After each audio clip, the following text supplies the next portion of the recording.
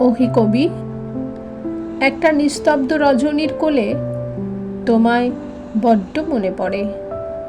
মনে পড়ে সেই আনন্দক্ষণ, অভিমান ভরা ভালোবাসা, খুনসুটি। যত্ন করে যে আমায় কবিতা লিখে দিয়েছিলে, ওগুলো এখনো মাঝে মধ্যে বের করি, চোখ বুলাই। চোখের সামনে তোমার মায়াবী আনন ভেসে ওঠে।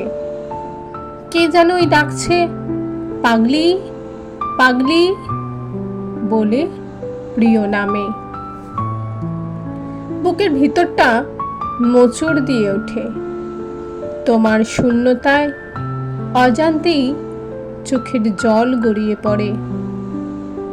তুমি নেই, তবু তুমি আছো মনোমন্দিরে, আসন জুড়ে।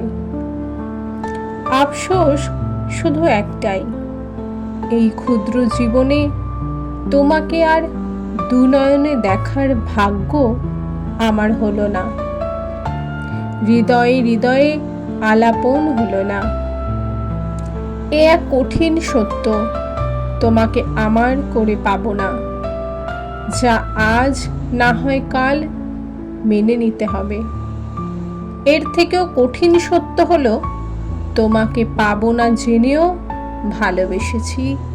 এর থেকে সত্য আর কি হতে পারে?